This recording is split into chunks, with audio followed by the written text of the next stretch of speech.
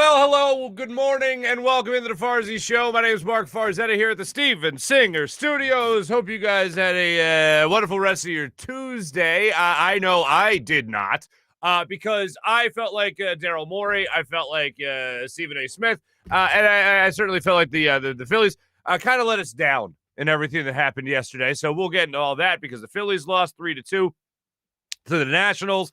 There was a Max Scherzer hair-checking moment. Major League Baseball has lost its damn mind. And, of course, the NBA playoffs are still going on with the Western Conference Finals, with the Suns ending the game in an absolutely incredible play. I should say second to last play of the game that ended up winning it for the Phoenix Suns after Paul George missed 2 free throws. Hey, it ain't just us. So we got all that and more to get to on today's Farzy Show. Today's special guest is Smitty, Barstool Smitty, as requested in our chat yesterday. Who listens to their people? This guy listens to their people. So Barstool Smitty will be joining us coming up just a little bit later to talk about all things Ben Simmons. And here's the deal. I hadn't seen the Stephen A. Smith stuff till later in the day yesterday. And I am beside myself. I watched the Daryl Morey press conference, and it was a general manager's press conference. That's what it was. It wasn't any huge declarative statements or anything like that. It wasn't anything that I thought was huge breaking news or anything like that. It just sounded like a GM who was going to exhaust every opportunity to make this team a better basketball team. There was nothing that really came out of it. Went, oh, Daryl Morey, there we go. And it's funny. You know who was really bad at press conferences towards the end of his tenure here in Philadelphia? That was Doug Peterson. Really bad at press conferences. However, there was one thing that Doug Peterson did phenomenally well in his press conferences, which was using the term right now. Right now, Sam Bradford's my starting quarterback. Right now, Chase Daniel is our backup quarterback. Right now, this. Right now, that. It clarifies everything. It puts everything in proper context, because you're asking me right now on this Wednesday whether or not Sam Bradford's my starting quarterback. Right now, he is my starting quarterback. What happened like 20 seconds later? They ended up trading him out to Minnesota. Why more people don't use that phrase right now, I don't know. It doesn't make any sense. They should use it. It should help them out in a lot of instances, and it certainly would have helped out Daryl Morey yesterday if he would have just relied on that right now phrase, because right now Ben Simmons is on this team. Right now, he's evaluating everyone on this roster. Right now, pretty much everybody's up for grabs. If you're a GM and someone calls you up and says, hey, you know what? We're going to give you 3 first-round picks for Ben Simmons. Guess what you're going to say? Yes. Yes, please, and thank you. That's what you're going to say. But has that offer been made yet? No, not right now. At this time, it has not been made yet. So everybody is really on the trade block when you really think about it. Like, as much as I want to say, no, not Joel Embiid, like, you don't know. You really don't know. Probably not. Safe to bet not on the trade block at all. But right now can get you out of a lot of jams, is all I'm saying. And yesterday, watching Daryl Morey try to answer the same question over and over, try to give people clarity on whether or not Ben Simmons is going to be back. Daryl Morey is not going to come out in a press conference and tell you, by the way, Ben Simmons is done here.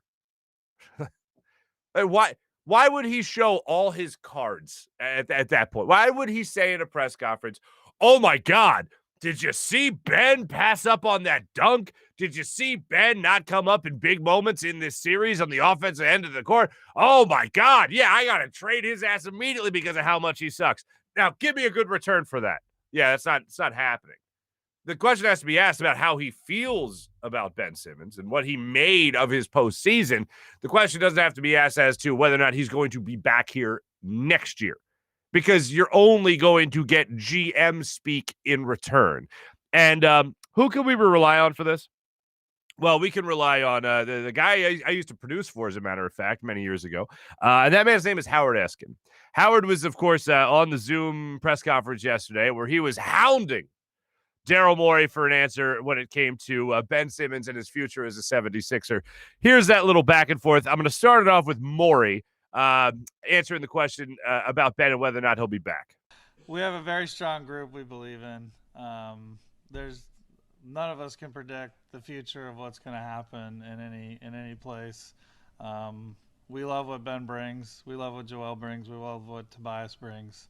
In terms of what's next, we're going to do what's best for the 76ers to give us the best chance to win the championship with every single player on the roster. So what you're saying is if the possibility is there to improve the team, and that means moving Ben Simmons, that you would do it. I'm not addressing Ben Simmons, but any move that will help our team win the championship or improve our odds, we will look at and do if it makes sense to do that. So the only thing I'm trying to ask is, will you look at the value of Ben Simmons as well as any other player on this basketball team to improve the 76ers? So you just defined the job of a general manager, which is to assess everything, assess every player on the roster, figure out what is best to do with them to help us win the championship. So yes, I'm going to operate as the general manager of the 76ers, and I appreciate you defining my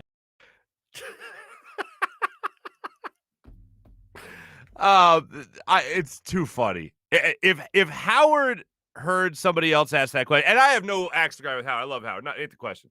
But if Howard, knowing Howard, if he heard anybody else ask that last part of the question, he'd be all over that guy for asking that type of, like, what are you doing with that question? Because literally, it's like you just went on Craigslist looking for a general manager, and that's the exact description. And Daryl Morey, God bless him for his response to that, because it was hilarious.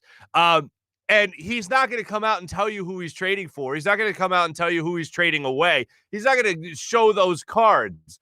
He is going to call out, though, a question that did just literally give the job description that he has here with the 76ers.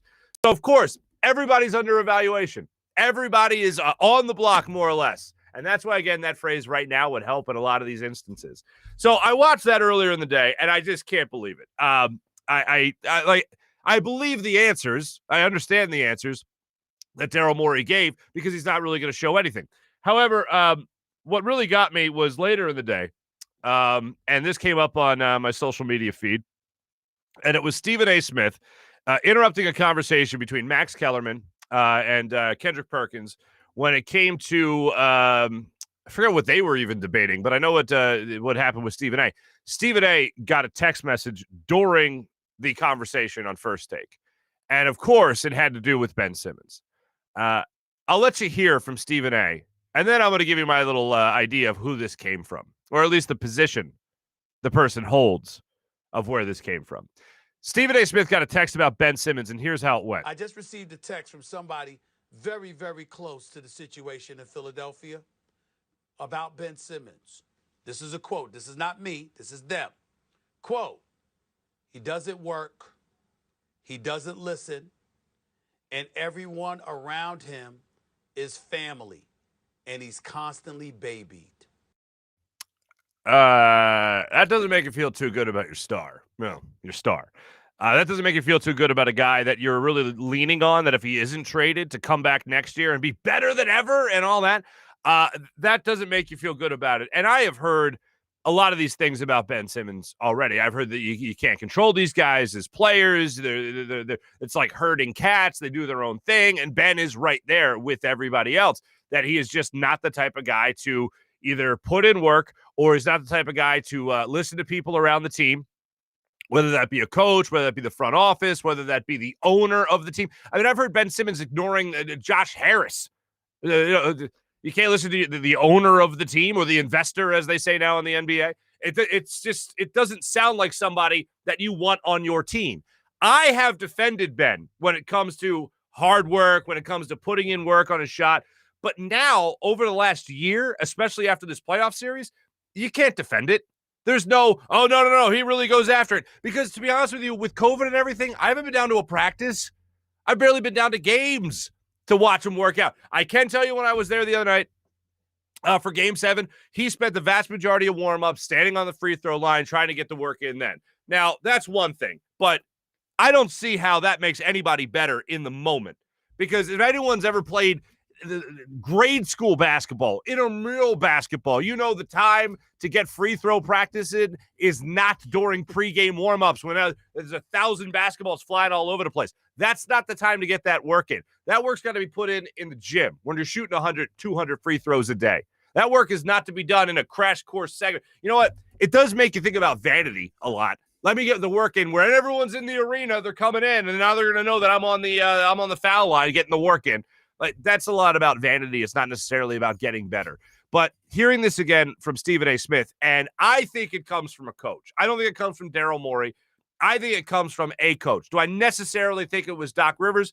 Yeah, probably, but that's just sheer speculation on my part. But I would speculate to say that it's at least coming from a coach. When you say he doesn't listen, I think that comes from a coach. Whether that's Daryl Morey, whether that's Sam Cassell, whoever it might be. The fact that you get he doesn't listen, that I think comes from a coach. And this isn't the first time that we have heard these types of things about Ben Simmons. And I know people will jump to, oh, but what about the videos where he's got his shirt off and he's shooting from the outside and he's working really hard and he's all sweaty and his form is up and looking good. Yeah, that's, again, vanity. Look what I'm doing. I'm putting in work. It just doesn't make much sense to me. But what's wild is, this is it. This is the make or break for Ben Simmons. The next couple of months are the make or break moments for Ben Simmons as to whether or not you're going to get a guy back for the start of next season that is going to be a new and improved Ben Simmons, which means, and this is what I mean when I say new and improved, I mean at least a 70% free throw shooter. And yeah, I'd love him to be 90. Don't get me wrong, but I'm trying to maintain realistic expectations here. Getting a guy in here that's a 70% free throw shooter at least, and a guy that with those 70% shots made from the free throw line is scoring you 20 points a game. That's a guy the Sixers can use. Oh, and a guy that can facilitate? Okay. A guy that's going to create more spacing by the fact that he has a little bit of a mid-range game, by the fact that he, if he drives the lane and he gets fouled, he can go to the line and create points that way as well. Yeah, I'm going to go into, and also a guy that was the runner-up in the Defensive Player of the Year voting. Yeah, I want that guy on my team. The guy I don't want on my team is the guy that's passing up dunks under the basket in the playoffs of Game 7. So, yeah, that's not the guy I want on my team. If he does put in the work in the offseason, which now just seems like it's impossible. And one of the other things I've heard, and ESPN did a great job with this with Magic Johnson. Magic Johnson all but recruited Ben Simmons to the Lakers over the last couple of days by saying that he needs to get with a veteran player, one that he'll listen to, one that he respects, and that'll get the best out of Ben Simmons. Okay, LeBron James is who he means. He means going to the Lakers. That's what he means. That's what Magic Johnson means. And that might be the case. But I thought one of the reasons that the Sixers were moving on from Brett Brown was to bring in a more authoritative voice, someone who's won in this league, someone who's been a player in this league, and that's why they brought in Doc Rivers, and that's the guy that Ben Simmons would eventually listen to. And unfortunately, that wasn't the case because it seems like we're getting a lot of the same stuff, the same old Ben Simmons. And I give Brett Brown a lot of credit for at least going out publicly and saying, you know what, I want Ben Simmons to shoot 1 3-pointer and 8 free throws a game.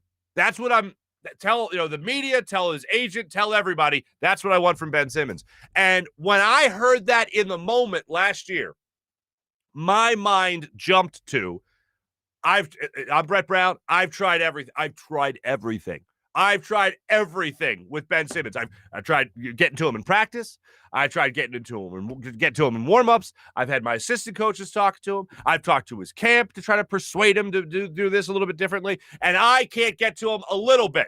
So here I am at a press conference talking to you about what I want to see from Ben Simmons. A public challenging was the throw your hands up in the air type of moment if you're Brett Brown saying, I don't know what to do with this guy. And then if you remember, when push really came to shove, it was Brett Brown saying Shake Milton's going to bring the ball up in the bubble last year before Ben Simmons got hurt. If it's a made basket, Shake, you bring it up. If it's transition, then Ben, you're going to bring it up. To me, that was ultimately Brett Brown just throwing his hands in the air saying, I don't know what I can do with this guy. So the Sixers said, all right, you know what? Let's bring in a more authoritative voice. Let's bring in someone that'll respect. Doc Rivers, same Ben Simmons. You got a great Ben Simmons for 10 games in February. I hate to keep on going back to it, but 70%, 21 points per game. Yeah, that's pretty damn good. I'll take that guy a lot. Oh, and the occasional 3? Yeah. Hell yeah. But if he's not willing to put in the work like Stephen A is talking about, yeah, I don't know what to I don't know what to tell you. other than the fact that he can't be here. That's really the bottom line. If the Sixers do have this feeling that Ben is not going to listen, that he's not going to improve, and he's just going to be the same guy coming into this season who does other things well, like, that's great. Do other things well. Continue to do them great. Do them extremely well.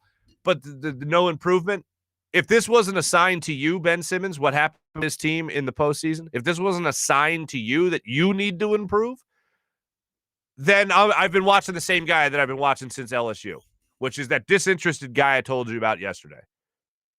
Oh, he'll get a shot. He'll improve. He was a 67% free throw shooter at LSU.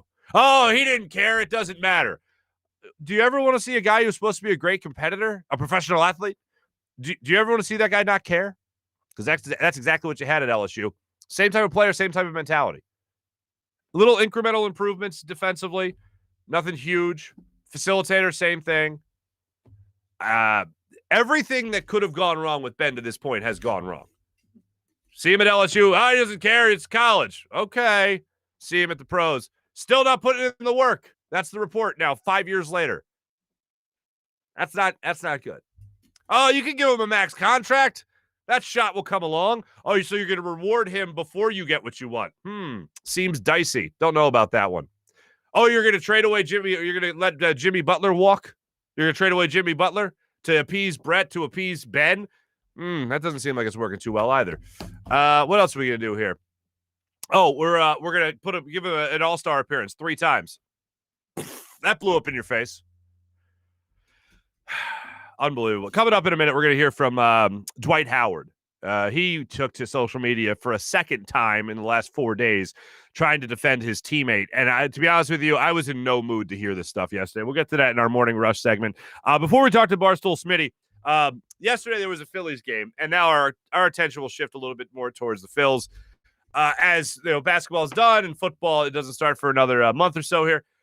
Here's what I got with this little Phillies thing that happened yesterday. First off, Rhys Hoskins, top of the zone home run, tomahawked one out of the park yesterday. Bryce Harper put one on the upper deck off Max Scherzer. Those were your 2 runs for the Phillies yesterday. But this thing that's going on right now in Major League Baseball is just insane to me.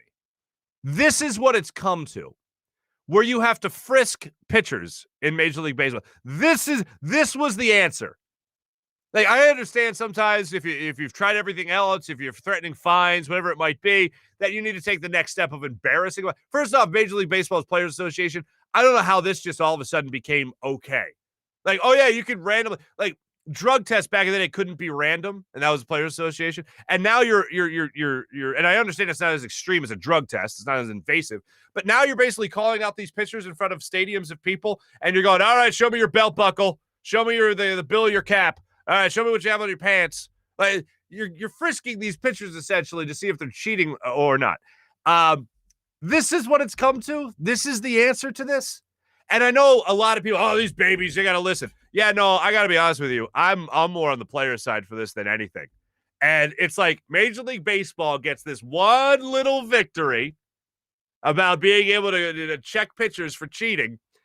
And then when the contract's up, when they have to go through the collective bargaining agreement, which, as we all know, went so great during the pandemic, it feels like Major League Baseball gets this one little win, and then Players Association will be like, all right, guess what? Minimum salary now is $30 million. Like, congratulations on being able to check a pitcher's belt buckle. We want $30 million per player as the minimum salary. Like, that's how it's going to go. Oh, we're not going to get that? Okay, guess what? Baseball's over for a year. Baseball's over for 2 years. Lockout is coming. It's imminent. There's no denying it. And just to watch the silliness that's going on right now in Major League Baseball, it's like, do you guys have any freaking clue what you're doing? Do you have any idea how to run an organization of any kind, really? Because baseball really doesn't seem to be it for you. And frisking pitchers doesn't really seem to be it either. Like, you watch something and you just go, man, this ain't it. Yeah, that's what it looks like right now in Major League Baseball. It's an embarrassment. Like, I'm like embarrassed to tell people that I'm a baseball first guy with what's going on in the sport. I've told you, if you want to see more offense, just eliminate the shift. Like, you don't have to move the mound back, right? You don't have to be frisking pitchers. Just eliminate the shift, and enough offense will happen. Enough offense will fall into place. And guess what? We'll all be better people for it after that. It's absolutely ridiculous. And what happened in last night's game goes more to this, because In the fourth inning of last night's game, Max Scherzer, first off, every baseball game I've looked at in the last couple of games, and I've watched a couple of games because I'm trying to keep track of this. And yes, I am still betting balls and strikes, which is probably why it's jumping out to me even more so. It seems like these pitchers just don't have the control anymore. And I watched Max Scherzer pitch inside to Alec Boehm yesterday in the fourth inning. Then I think it was a 2-2 count, and he went high and tight. Or it was a 1-2 count, and he went high and tight to Alec Boehm, knocking Alec Boehm to the ground. During that inning, Joe Girardi looks out at Max Scherzer and says, something's not right here. Check him again. So he signals for the umpires to go out and check Max Scherzer for illegal substances, for sticky stuff, to see if he's doctoring the ball at all. So he's checked in the first inning. He's checked in the third inning by baseball rules. And then Joe Girardi had him checked out again in the fourth inning. Here's Joe Girardi. Well, first off, I also want to tell you this. So Max Scherzer gets out of the inning. Then in the following inning, the fifth inning, he's walking off the field and he's staring down Joe Girardi the entire time. Now, while Joe Girardi asked for him to be checked in the fourth inning, Scherzer was visibly upset. The whole time he was upset. In the first inning, they showed him kind of like, hey, here's everything. What do you want from me? Here we go. You can tell he was annoyed. Third inning, same thing. When Joe Girardi asked for him to get checked out in the fourth inning, he was even more perturbed. He was even more irked by it. And I got to be honest, I thought at first Joe Girardi was messing with Max Scherzer to try to take him off his game. Because by that point, the Phillies only had one run on the board. And he had seen how emotional Max Scherzer was and how annoyed he was about getting checked. And I was like, is this just some gamesmanship with Joe Girardi? Is he trying to get in Max Scherzer's head a little bit here? Now, Scherzer ended up still winning the battle, so ultimately the victory goes to him. But I thought, is this a little bit of gamesmanship from Joe Girardi? Then in the fifth inning, Max Scherzer walks off the hill after ending the inning, and he's just staring down Joe Girardi. Joe Girardi then jumps out of the dugout and starts saying, let's go, to Max Scherzer and to the Nationals dugout, which is just dumb. Joe, have some control over yourself. I get it's an emotional time, right? We're all, whatever. But there's no need for that if you're the manager of this ball club. So upon that, Joe Girardi gets tossed. Here's Joe on the entire instance that took place yesterday between him and Max Scherzer and the entire Nationals organization. I've seen Max a long time, since 2010. Obviously, he's going to be a Hall of Famer. But I've never seen him wipe his head like he was doing tonight, ever. Going like this, right? So it was suspicious for me. He did it about 4 or 5 times. It was suspicious. I didn't mean to offend anyone. I just got to do what's right for our club. Does he have a reputation as a guy that might load it a little bit? Maybe you had a heads up there? No, I didn't have any heads up. But again, like I said, I've seen Max pitch a long time, and I've never seen him do that. And that's why I did it. And what prompted you the next inning to go on the field and basically challenge their club? No, I wasn't challenging their club. There were some coaches that were screaming at me, right? And coaches that I know, and it bothered me, right? I mean, I'm not playing games, trying to win games here. I'm not playing games, and I have respect for the other people over there. I have respect for what Max has done in his career. But again, I got to do what's right for our team. I didn't have much of an issue of Joe Girardi asking to be checked. But again, I don't have an issue with pitchers being pissed off to be checked. It's ridiculous. And Sergio Romo, by the way, he thought Max Scherzer was dramatic. Sergio Romo literally took off his pants yesterday. I think with the Athletics now. He took his belt off, kind of threw it at the ground, threw his hat at the feet of the umpire, and then pulled his pants down to about his knees. And this was just no, nothing. All right, see you later. I would be pissed off if I wasn't cheating and somebody came up to me and was like, all right, we got to check if you're cheating. Indicting everyone always seems like a bad idea, a bad way to go about it. But that's yet where we are right now with Major League Baseball. All right, I want to tell you about my friend Steven Singer of Steven Singer Jewelers. You know why? Because he makes buying a diamond so incredibly easy. Steven likes to say he's in the love business. You know why? Because he is in the love business. And he likes to say that if you're going to go out there and you're going to look for an engagement ring for the biggest question, the biggest moment of your life, then you know what? You need to trust him with the perfect price, because there's enough pressure that comes along with being, being someone who's about to get engaged, being somebody that's about to buy a diamond ring. Enough pressure comes along with it. You don't have to worry about haggling with Steven Singer. You don't need that pressure to think you got to make a business decision in all of this. Just know you're going to get taken care of with the perfect price and real jewelry experts. What more could you ask for from a jeweler? That's what Steven Singer Jeweler provides. And you know what? That's what makes people say, I hate Steven Singer, because he makes it easy. There's no excuses as to why you can't buy a diamond when it comes to Steven Singer of Steven Singer Jewelers. Real diamond experts walk you through everything, as they've been taking care of you with Steven Singer for over 4 decades now. Specializes in diamond engagement rings with a real staff of real jewelers, real people that are ready to help you find the perfect ring or gift at the perfect price. No call center, no sales, no haggling, no codes, no discounts. Just every single time guaranteeing people the best value every single day. Check out Steven Singer Jewelers at the other corner of 8th and Walnut, right in Philadelphia, or online at IHateStevenSinger.com. Always fast and free shipping. That's IHateStevenSinger.com.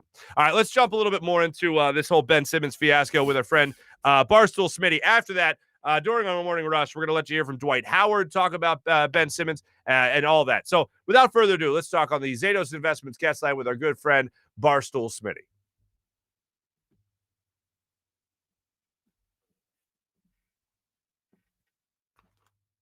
Zatos Investments guest line, a man here from Barstool. You know him as Barstool Smitty Barstool. Adam Smith is how I know him. Welcome to the show by request, by the way, from our comment section. You're the first requested guest we've ever had, Smitty. That's an honor. It's something, I guess. It's something. But no, happy to be here anytime. Good. It's great to have you, man. Seriously, it's good to catch up with you again. Look, I know how well you keep your tabs and your finger on the pulse of the Philadelphia sports fan, and I know you particularly were very upset, as was I. I was at Game 7, and I was just furious with the way this lost. Here's how I'm characterizing it. You tell me how you feel. The performance by Ben Simmons and Ben Simmons alone is the most embarrassing performance in a postseason, especially one particular game, than any athlete I've ever watched ever. Would you agree or disagree with that statement? That's a very bold statement, considering we have seen many breakdowns in the postseason during a game. How about just the entire Phillies offense in 2011, not even be able to get a run off of Chris Carpenter, and then Ryan Howard breaking his Achilles out of the box. McNabb throwing up in the Super Bowl. He was playing decent up until then. I think that's a pretty strong statement, but yeah as a Ben Simmons A, supporter, and B, defender all season, all career, it's a shame, because you just got to throw up your hands. You can't defend him anymore. You can't, not after that performance. And it sucks, because up until Game 4, halfway through Game 4, he was having a decent to good postseason. He has his flaws, as we all know, the foul shooting, the jump shots, but people forget already that Game 5 in Series 1, Joel Embiid is out. He steps up, triple-double, eliminates the Wizards.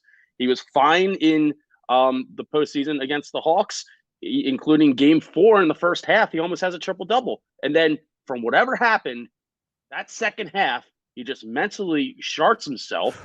And then the next 2 games will define his entire existence in Philadelphia, culminating with him under the basket, not willing to shoot it. And it's a shame from a supporter and defender of the man, but optically you can't do it anymore. And I hope he does well. I hope he figures it out, but it almost can't be in Philadelphia. I just don't see him back. I just don't.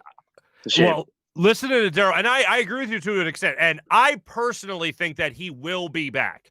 I don't think he's going to be as easy to trade as some people think he's going to be. Don't get me wrong. I'm not saying protect him at all costs, but if you're telling me you can get Dame Lillard, for Ben Simmons somehow magically, then yeah, let's party. I'm ready for that.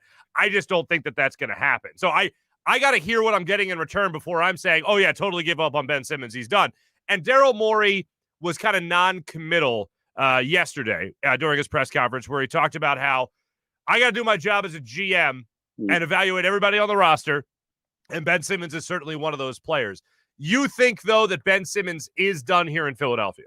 I don't see a scenario where he can come back and play for this fan base. I just don't. He's too toxic. And it's not necessarily him as a person or a player. I mean, he still shows effort out there. He's trying. Even like in the off season, he tries to develop a jump shot and comes in and preseason first couple of games, he shoots threes and then just regresses back to like what he normally does. He's just so frustrating, and that's frustrated the fan base to the point where I think he is the most toxic Philadelphia athlete who has been playing here since T.O. And, two different scenarios, obviously, two different people, but this fan base can't even say his name without spitting in vile and disgust. Like and for as much, and Stephen A. Smith reported that he's surrounded by family and he's been coddled and doesn't work, and he's just been encapsulated by yes men. Yeah. For as much as like that's believable and going into next year would need to just change. Like I just don't see it happening. And I trust Daryl Morey, the person who unloaded Al Horford's god awful contract. I think he would be able to get some value. It wouldn't be Dame, but like him for CJ McCollum straight up, I kind of do that right now. Him for a Colin Sexton, somebody like that, I think about it. Fox out of Sacramento, who apparently wants out, get something done. I think Daryl Morey can possibly swindle something. And Ben Simmons around the league, yeah, there are a lot of people that just dismiss him. He's still beloved by like basketball insider people somewhere. Yeah, like, I hope so. Like want to take a chance with them and just be like, oh, he's 24 years old. I want to take a shot. Yeah, and maybe that other team will bring out the best of them, and that'll make them start shooting and hitting foul shots and all that. The interesting thing, you know damn well he's going to go to a mid-major market where nobody gives a shit, like Charlotte, Sacramento, or Indiana, and he'll be a Hall of Famer. He'll lead the league in the 3-point percentage with zero pressure whatsoever. That would be that would be the ultimate Philly burn right there. It all comes together somewhere else. And you know what else? Here's what else is going to happen. Brett Brown's going to end up being a coach on the staff of that team, and Brett Brown's going to be a genius too. Anyway. Let me ask you this. What was the Barstool reaction to Philly getting bounced out against a 5 seed like the Hawks? Were people like laughing at you, Smitty? Were they like, your team sucks? What was the reaction overall with the Sixers getting bounced out as the number 1 seed? Yeah, it was disgusting. It was a disgusting reaction because me, Roan, all the other Philly people who we at least like to think we know what we're talking about have been defending Ben Simmons specifically. And this isn't a Ben Simmons bash-a-thon. Glenn Rivers. He needs to earn Doc back in my mind. That was despicable. Yeah. Those 3.5 out of the 4 losses were just absolutely despicable. Game 1, first half, despicable. Game 4 and 5, just it's incomprehensible. Like the leads that they gave up, like it's disgusting. And then Game 7, some of the things that he was doing rotationally and the matchup, like why is George Hill continuing to be on Gallinari when Gallinari's smoking him and George Hill just isn't providing anything on offense? Why in the fourth quarter is the only shots that we're getting Joel Embiid starting at the top of the key with his back to the freaking basket? Like it just doesn't make any sense. And I get it now why people after 10 years are like, yo, Doc can't coach, specifically in the playoffs. I get it. I would put him on the hot seat immediately because if he couldn't get it done against the Hawks now, like, what are we doing here? Right. What are we doing? I guess the coach, by the way, that took over, 20 games into the season? Nate McMillan. Like, just all the credit to him in the world. Like, how is Trae Young the worst defender in the NBA and we have nobody going at him every possession? Like, what's going on? What are we doing? What are we doing? No, they let the other team dictate the series. They let the 5 seed dictate the series as opposed to allowing the Sixers to dictate the series themselves. Exactly. And Tobias Harris, he can't be left the hook too.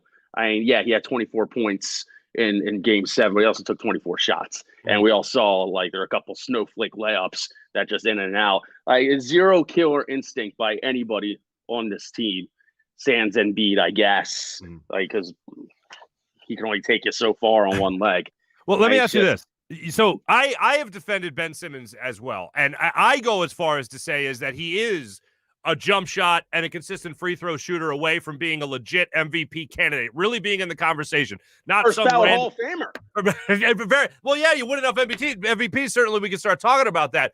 But I just can't for the score. You score 20 to 25 points a game the way he is. He's a Hall of Famer. There's nobody denying that. Yeah. No, okay. So we're on the same page as far as that goes. So you think that he could actually be, you agree, as far as that goes, that he could actually be that MVP candidate if he does develop that shot.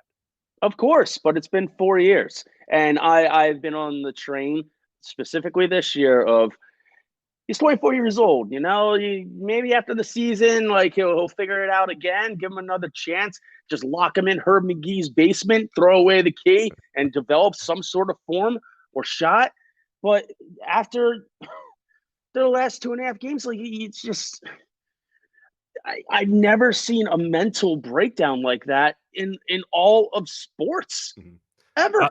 I want to go back to that's why I kind of, as far as Ben Simmons goes, that's kind of why I go back to the most embarrassing, because like all the other guys like tried, and Ben Simmons certainly tried defensively, but like we knew that he could do that.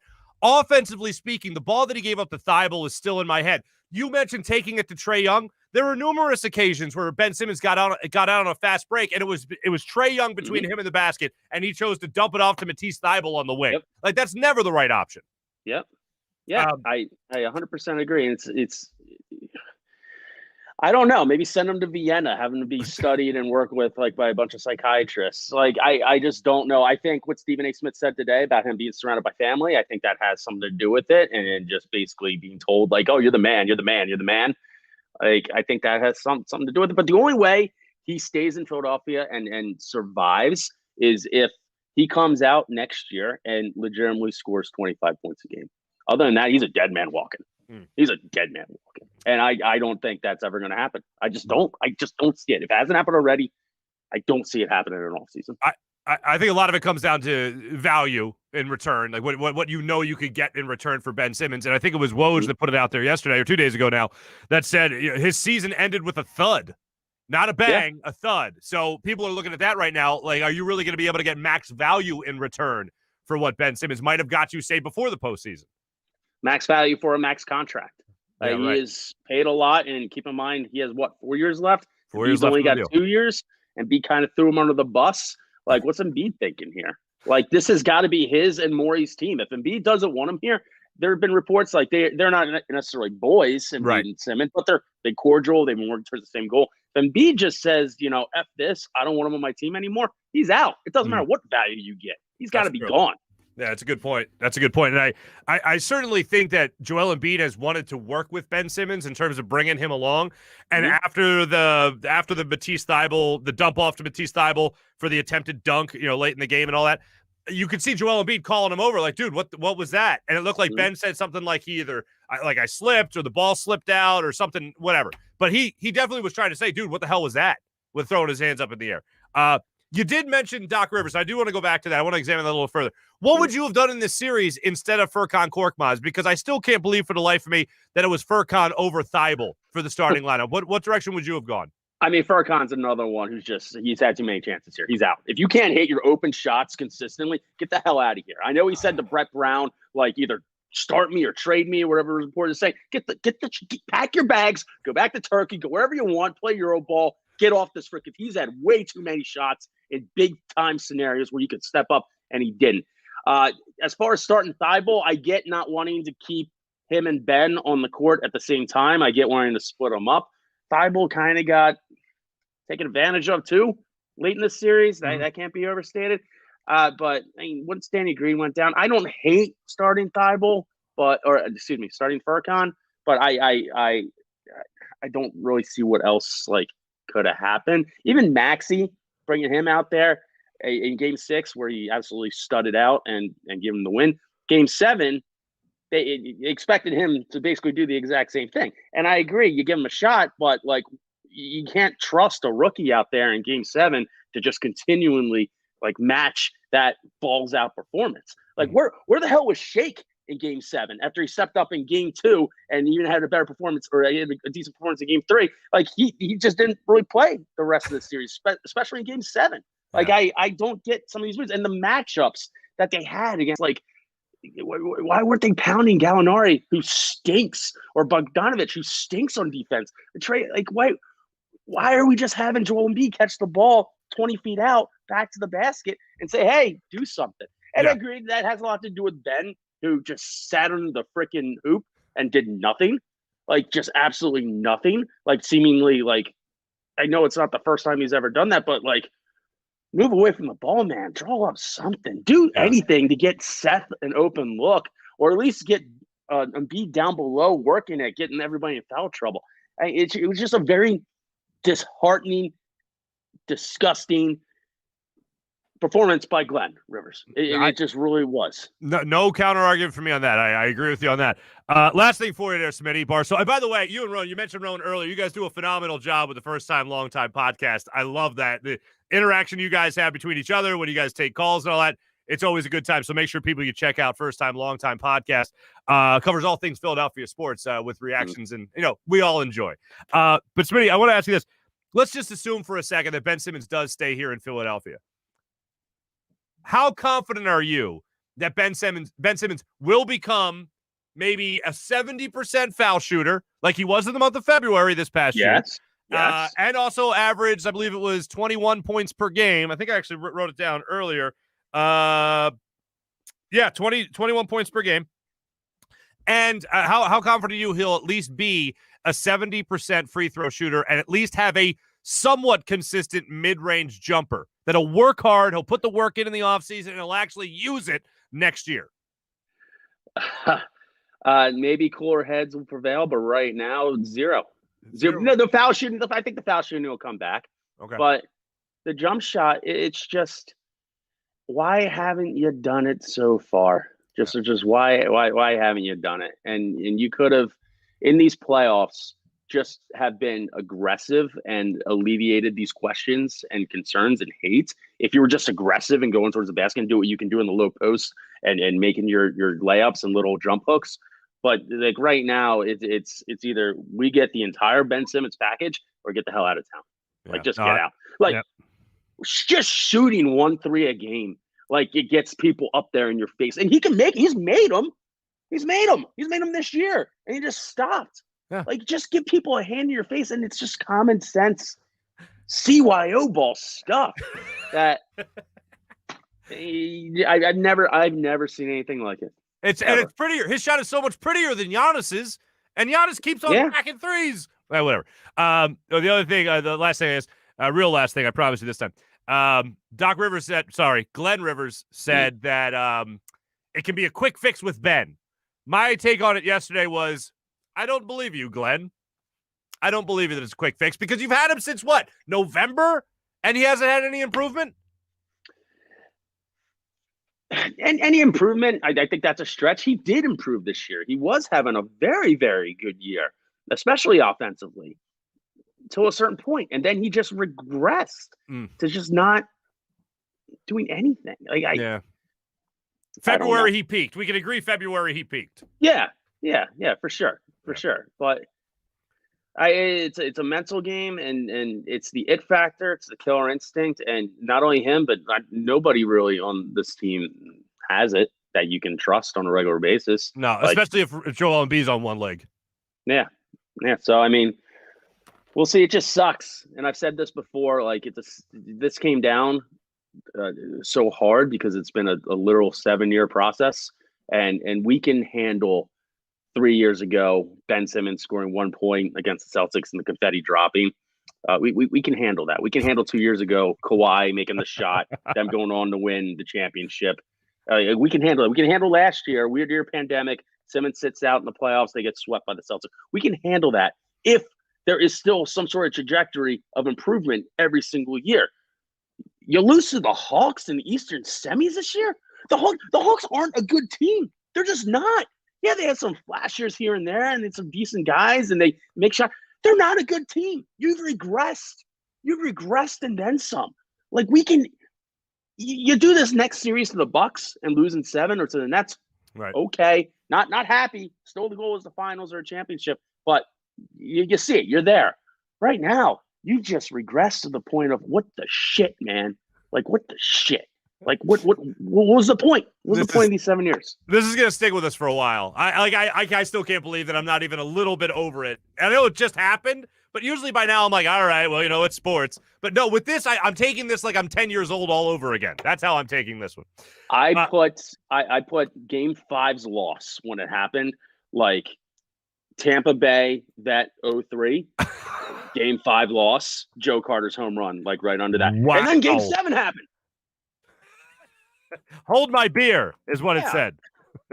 It's disgusting. It's just Smitty, that disgusting. Regardless of the conversation, excuse me, the subject of the conversation, it's always good to talk to you, my friend. Thanks for coming on with us. We appreciate it. Appreciate it. Anytime. Ladies and gentlemen, Smitty Barstool Smitty, Adam Smith. You know him, you love him. Also, first time, long time podcast. Make sure you check it out as well. Talking all things Philadelphia sports and representing us well amongst those Barstool fellas as well. Smitty, thanks so much, brother. Appreciate it. My man, joining us on the Zatos Investments guest line. My thanks to Adam Smith, Barstool Smitty, and definitely check out his podcast when you get the opportunity to. First time, long time with my boy Roan. Love that guy. I get everything he's saying as far as not the most embarrassing moment because McNabb threw up. My only thing is if that happened today, social media would be all over that. Like Ben Simmons doing what he did is now on loop, basically, with the dunk that he passed up against the Hawks in Game 7. And it's a 6'10" basketball player passing up on a dunk in a 2-point game. Anyway, and plus with like the Super Bowl, I know it's postseason, but playoffs not so much. That's a championship moment that I would put that under embarrassing championship moments, not necessarily playoff moments. But yeah, I'm just not going to get over this Ben thing for a very long time, unfortunately, and hopefully I'm wrong. Hopefully somebody else will do something really stupid, and we can talk about that for a week. Let's hope for that. Anyway, my thanks again to Smitty for jumping on the Zatos Investments guest line there. Let me tell you right now about our friends at DraftKings and DraftKings Sportsbook.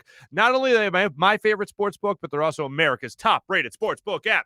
I love using DraftKings Sportsbook. It's easy to navigate, and there's plenty of instructions for new bettors, nearly limitless ways as well to get in on all the action. And when you download the DraftKings Sportsbook app, make sure you do so with promo code Farzy. That's promo code Farzy on DraftKings. Take advantage of some great offers like this one right here. We got 4 teams still involved right now in the basketball playoffs, and DraftKings wants you to get in on that action with a $1 bet to pay out at $100 in site credits. That's right. Pick any basketball team that is still in contention. Bet $1 on them. If that team wins, you win $100 in site credits. Don't forget, DraftKings Sportsbook also offers great odds and promotions on baseball and hockey and so much more all week long. DraftKings, safe, secure, reliable, so you can deposit and withdraw your funds at your convenience. Download the top-rated DraftKings Sportsbook app now and use promo code Farzy. That's promo code Farzy when you sign up to turn $1 into $100 in free site credits. Bet on the basketball team of your choice to win, and if they do, you'll win $100 in free site credits. Use promo code Farzy. Limited time only at DraftKings Sportsbook. Must be 21 or older. Present in Pennsylvania. New customers only. Wager paid out in site credits. Restrictions apply in partnership with Meadows Racetrack and Casino. See DraftKings.com/sportsbook for details. Gambling problem? Call 1-800-GAMBLER. I was just looking at my man Tony Cavada and some of the great stuff he was posting from Steak and Maine and steakandmaine.com. I showed you the 2-pound tomahawk steak that I had down there 2 weeks ago now. Delicious. Highly, highly recommended. It was absolutely incredible. So you got to try it for yourself by going to Steak and Maine and steakandmaine.com. Fine dining in the heart of Northeast Maryland. Whether you dine in a more upscale steakhouse or casual bar and patio, you'll enjoy the highest quality prime meats, fresh seafood, world-class oyster bar, and freshly prepared sushi. All that and an extensive wine list, including our own Cavada Cellars wines. Open every day for lunch, dinner, and Sunday brunch. Steak and Maine in Northeast Maryland voted #1 place for steaks in America by the Travel Channel and the Cooking Channel. Check it out for yourself at steakandmaine.com for more information. And while you're following everything in Philadelphia sports, make sure you're doing that with PHLSportsNation.com. You can check out our friends over at Philadelphia Sports Nation, a local Philadelphia sports site covering your favorite teams across blogs and social media. PHLSportsNation.com, enhancing your Philadelphia sports fan experience. Also need to tell you about FanUp. Download the FanUp app in the App Store right now. Get 2,000 bonus points right out of the gate when you use promo code FANUP. Have people challenging me all the time on FanUp. I enjoy it. Going a little back and forth, the fun little digs you can take, the trash talking you can do with the FanUp app. You know what it does? It makes fantasy sports a hell of a lot easier with your friends to use FanUp in the FanUp app. You can win cash. You could rise on their leaderboard by answering fun questions and getting in on all their challenges throughout the week. Download the FanUp app in the App Store. 2,000 bonus points right out of the gate to get you started when you use promo code FANUP. FanUp. Just be fans. How about that? All right, now it's time for our social media check-in, brought to you by Steak and Maine and steakandmaine.com. First and foremost, welcome back, Dan Schwartz, my man, Pots and Pans. Dan is back. Good morning, Dan. Nice to have you back in the chat. We were all worried sick about you, to be honest with you. Just didn't the same. It wasn't the same. We missed your posts. We missed your laugh. Hell, I miss you. Maybe when all this is over, we should get an apartment together. All right, anyway, that's enough of that. Yeah, welcome back, Dan. Benny's saying that as well. Thought Sealski kidnapped you. Wow, Benny. All right, that by far is the best way to work in Mike Sealski in any way you guys have yet. Where's the weather girl, Mark? I'm sorry, Benny. I promise you we will have a weather girl at some point. You know what? What's today? Wednesday? Maybe by Monday I'll be ready to laugh again. Maybe by Monday I'll be able to have little side funsies for you. How about that? What else do we have here? Maury is so funny. Maury is hilarious, Kevin. I agree with you on that. Handles the media well. He does a great job with the media. I like Daryl Morey. Daryl Morey did exactly what this team needed. He brought in shooters, and he brought up a legit backup center for Joel Embiid in Dwight Howard, who we'll hear from in just a minute.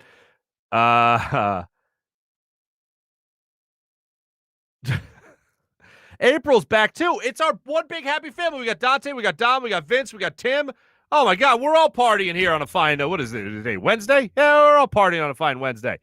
April's checking in saying Charlotte would love him. The fans down there love mediocrity.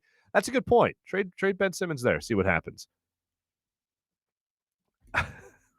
You guys are having your own show here in the comment section, which I always enjoy. Smitty needs to be a regular, says April. Yeah, I'd have Smitty on all the time. I'd love Smitty. Dan saying Ben Simmons climaxed in February. Then he fell asleep. Dan coming back with authority. You guys are the absolute best. Love every single one of you. Some more Sealski comments. Vince is saying Herb McGee. Herb McGee always gets mentioned when talking about fixing somebody's shot.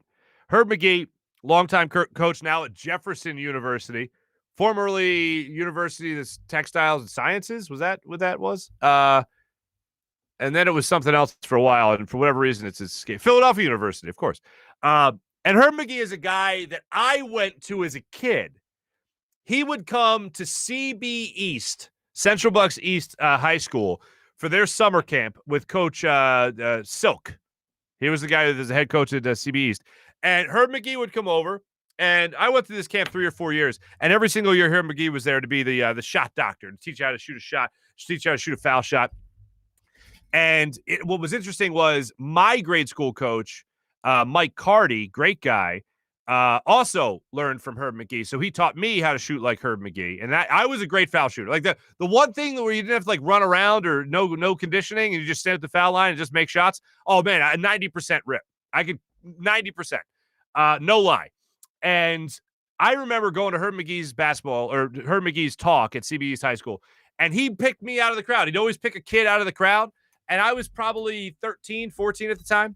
And he'd go, hey, son, come on up here. Rebound for me. And literally you just stand under the basket and Herb McGee just shoots free throws while he does his talk. And you just literally catch the ball out of the net and pass it back to him at the foul line. And he just goes like this. You're just passing him the ball, and he is just literally putting it in one after the other, one after the other, one after the other. Then he says, come up here and play me on one-on-one. He'll literally run around the perimeter, throw a hook shot, bank it in, get the rebound, go to the other side, hook shot, left hand, bank it in. Like, he is the shot doctor of shot doctors. For whatever reason, if you don't have a willing participant, even if it is Herb McGee, it ain't going to work. And that sucks to say, but that's the God's honest truth. I would love Herb McGee to come in. And I saw him talking the other day. I think NBC did a story on him. He was talking about moving his elbow in. You got to move left. You got to move Ben Simmons' left elbow in to see if he could work it out that way. Because it was supposed to be center of the rim, pointed, and it was straight ahead. Like, that's how you guarantee the straight ahead release. Are you getting this? This is a free shot lesson for you kids. And the goal would be to have Herb McGee come in and work with Ben Simmons. Herb McGee's worked with Evan Turner. Didn't do much for him, unfortunately. Evan Turner was really weird about it. I'll tell you this. I brought up Herb McGee to Evan Turner years ago because Doug Collins, unsolicited, I was talking about him one morning, and Doug Collins came on a show that I was working on at the time and said, yeah, we're going to probably get him with Herb McGee. And I was like so excited to hear that. So I go up to Evan Turner in the locker room, maybe a day or two after that. And I said, hey, what do you think about Doug Collins suggesting that you go work with Herb McGee? And Evan Turner said, yeah, I don't want it to be known like that I have to like run to a shot doctor. And my honest, what I said to him was, don't you want to, people in this town will love that you're working on your shot. That's a good thing to show you that you're willing to do whatever it takes to become a better player. And he's like, yeah, I don't know too much about him. Is he black or white? And I'm like, I'm sorry, what? And he goes, Herb McGee, is he black or white? And I was like, he's a white guy. He's an Irish guy. And he's just like, oh, okay. And I was like, what the hell? Anyway, I hope Ben Simmons knows who the hell Herb McGee is. I would doubt it. If the guy doesn't want to work, he probably doesn't know who Herb McGee is. But yeah, I would love to see Herb McGee work with these guys every single time. I'm all about Herb McGee. I love Herb McGee. Chat is lively. What do we got here? Weather girl equals Farzy freaking cousin. Oh, come on, T-bro. No, I don't think my cousin would come. It ran through my head for a second there if I should have my cousin just do it. And then no, that's weird. That's weird. Anyway, thanks for everyone checking in. Dan, once again, welcome back. April, good to have you on the chat today. Matt's on here again. Ray, what's happening, Ray? Dante, I think I mentioned earlier, what's happening, Dante? Mike Casey, what's popping there, Mike? Yeah, all yous guys. Love yous. That's our social media check-in brought to you by what do you call it? Sky. God, listen to me. I'm all over the place. I am just a mess, aren't I?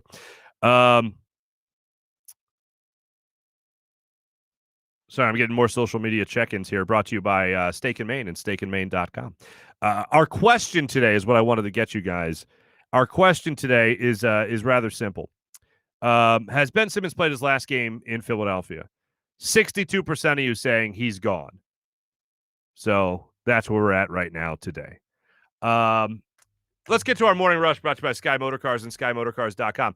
Before we do anything with that, I want to show you this. A gentleman hit me up on Twitter just now. And on Twitter, he said, when I was comparing Ben Simmons now to Ben Simmons at LSU, I said that he shot 67% from the free throw line, which isn't that far off from what he has done this past year for the Sixers. Certainly not what he did in the postseason, as we all know. But we know what type of shooter he is. But he said at LSU, he shot threes.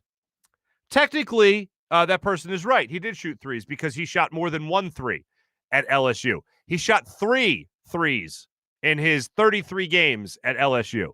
And what you see in front of you right now on this screen, am I looking at it right? Is this it? Look at this. Is this it? Look. Am I weather guy? Look at this. Yeah. What you see on your screen right there is a shot chart of Ben Simmons from a game against North Florida. The Ospreys? Whatever the hell North Florida is. Against North Florida while he was at LSU. And he scored 43 points in that game. That's his shot chart. Does it look familiar? Other than the shot that's kind of around the foul line? Yeah, that's kind of familiar, I'd say. That's exactly what his shot chart looks like now. Now, how did he score 43 points? Well, he didn't attempt a single three, as you can see there. But he was 13 of 15 from the foul line in that game. 13 of 15, and he had 43 points in the game, a career high in college. So, yeah, not a lot's changed with Ben Simmons, unfortunately. And I show you that to show you this. This is Dwight Howard on his Instagram yesterday defending Ben Simmons for, I believe it was the second time in 4 days to detractor. And actually, no, second time in 3 days to people that are throwing shade on Ben Simmons. And is it even shade at Ben Simmons if you're just calling it out for being the truth? Now, Dwight Howard is being a good teammate here. But in telling us what to do as fans, I love Dwight Howard. He's being a good teammate. By telling us what to do as fans, when we've watched every game Ben Simmons has played and we've judged him afterwards. And by the way, a lot of us have supported Ben Simmons in all of this. I have supported Ben Simmons all this. But what you can't defend, and if you're being real, what you can't defend is the performance you just saw in the playoffs when you needed him most. What you got from him. Here's Dwight Howard on this. We got to stop that. As much as everybody want to blame Ben and say this down the third, it say 76ers. It don't just say Ben. And I don't think it's right that everybody's just sending this man bad messages and all this negativity. And I think it sucks. We supposed to be the city of brotherly love. And the best thing we can do is just send him some positivity. This man is 24 years old. He's 24 years old.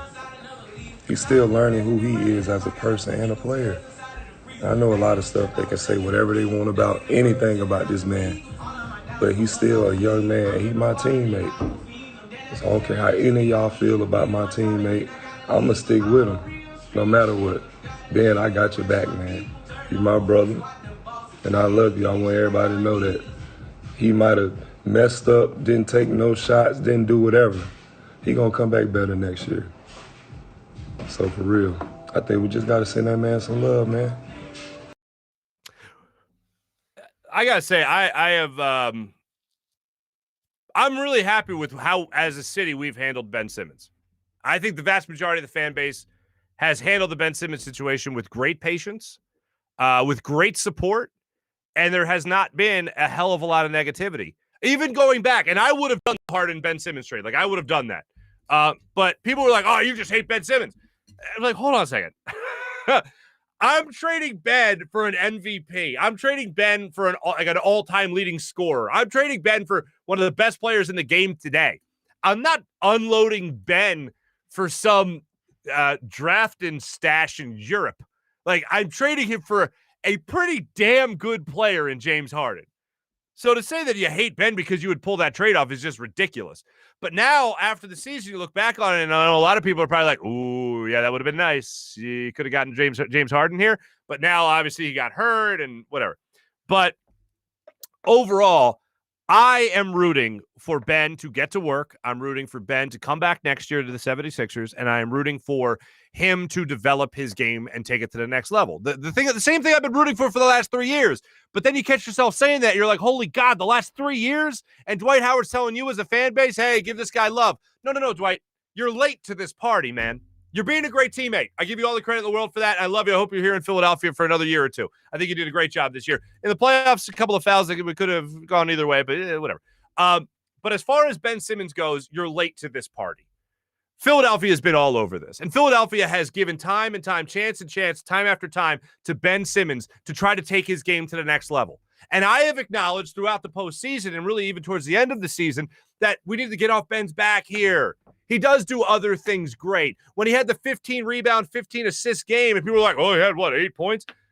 Yeah, that's not great. But the other stuff that he did in that game helped you win. If Tobias didn't get off to that 20 points in the first half, whatever it was, if he didn't get off to that great start, if Joel Embiid didn't close out that game for you, then sure, yes, let's talk about Ben Simmons not scoring. But he helped you win that game. I was all about supporting Ben for that.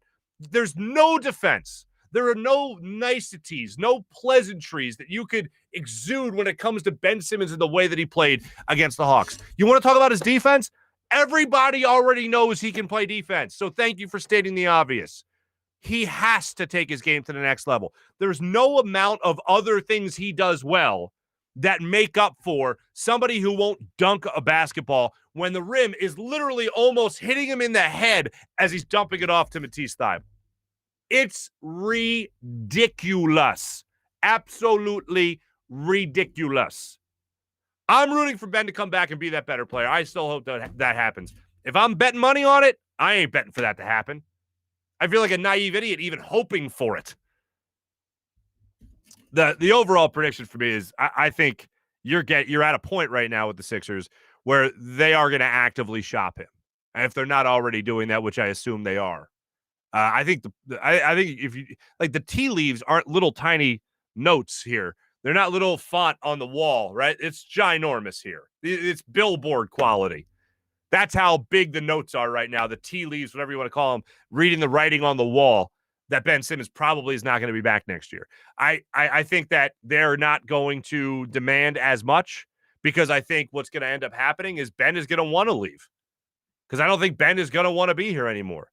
Especially you go through another couple of days of this, you go through another offseason of the same stuff, hearing it from this fan base again, and we can be tough on people. And as we said yesterday with Hugh Douglas, we ain't for everybody. And there's a point of me that takes a lot of pride in that. There's a point of me that goes, wow, I wish we were for more people. But it's like, no, this is what we demand from players. How wrong is it for us to say, wow, Ben Simmons is really good if he was just this much better?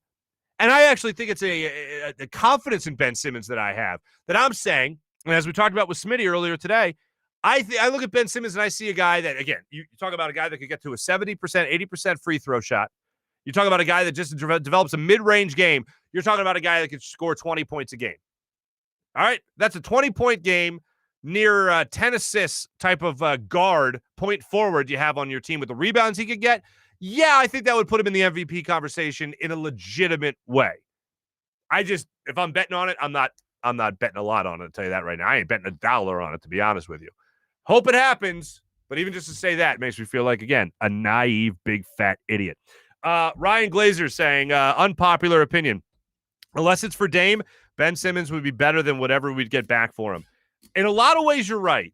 And I'm still along that line of thinking that I would love Dame Lillard. Dame Lillard is the ultimate, like, oh, yeah, what else you need? Ben Simmons for Dame Lillard? You need a first-round pick to go with it, too, just to make you feel better about yourself? Yeah, I'm doing that, too. But I think the Sixers are going to lower that to CJ McCollum. I think they can lower that to Zach LaVine. And that's not a bad thing. Still love Zach LaVine. But ultimately, I think they want to get a score. I heard Stephen A. say yesterday, Andrew Wiggins. Imagine that. Andrew Wiggins eventually does wind up a 76er. Go figure. But ultimately, I think they just want to get another scorer. They want to get a better version of Tobias Harris scorer. And I know some people just went, ugh. But really, when you think about it, that's ultimately what they want. They want somebody that I think can bomb threes and slash. And CJ McCollum can do both those things. But, yeah, ultimately, I'd love Dame Lillard. I think Daryl Morey does go out and eventually gets that superstar to play next to Joel Embiid. Because the ultimate goal, I believe, of Daryl Morey right now is maximizing this window to win with Joel Embiid. And right now, it doesn't seem like Ben Simmons is going to progress fast enough where you can maximize on that window with a guy like Joel Embiid. And that, I think, is the ultimate goal of Daryl Morey going into this offseason. What else did I have for you? Carl Nassib. This is part of our morning rush brought to you by Sky Motorcars and SkyMotorcars.com. Carl Nassib, how about that? #1 selling jersey on Fanatics the day after he came out. How incredible is that? And again, continues just to help people that are struggling with the same decision and same truth as it's become known in their own life. So that's a beautiful thing. Congrats to Carl Nassib. Everybody, thanks for big bet segment. Brought to you by DraftKings and DraftKings Sportsbook. Download the DraftKings Sportsbook app. Use promo code Farzy. Oof. Ladies and gentlemen, I got no advice for you today. I can't give you advice when I'm this ice cold. All right, I gotta regroup. I gotta go back to the chalk. I gotta go back and watch the film. I've just been bad. I went Paul George. I went Devin Booker, both the over, 30.5 going into last night. And, yep, that didn't happen. Paul George came on strong late. Devin Booker's face got busted open, busted his nose open pretty good. But the Suns, they're up 2-0 in this series. Paul George, I think, finished with 28. Devin Booker, maybe 22 points last night. Anyway, it wasn't 31 points. So I lost both those bets like a big fat idiot. So, yeah, I have no advice to offer you today. I'm going to try to get back on the winning streak here because, it'd be nice to get that DraftKings account back up there. I don't want to have to deposit more money. You know what I'm saying? I don't want to have to deposit more money. That's how cold I've been. That's where I'm at right now in life, folks. When it comes to betting, that is. But anyway, yeah, hopefully you have more luck than I do. Here's what I might do. And I'm not suggesting this. But so I do enjoy betting balls and strikes. Maybe start betting more balls than strikes because the way pitchers aren't having control on the baseball. Thanks for watching. Thanks for listening, everybody. Always a pleasure. My thanks to Barstool Smitty for jumping on with us today. Much appreciated. Jim Hyden produced the program, did a fine job as per usual. This is a Buzz Sports and Entertainment production. My name's Marc Farzetta. Have a wonderful rest of your day, everybody. Bucks get underway tonight against that other team, the Hawks. So we'll be following all that. Talk to you guys about that tomorrow morning. Have a great rest of your day, everybody. I'm Marc Farzetta here at the Steven Singer Studios. Take it easy, everybody.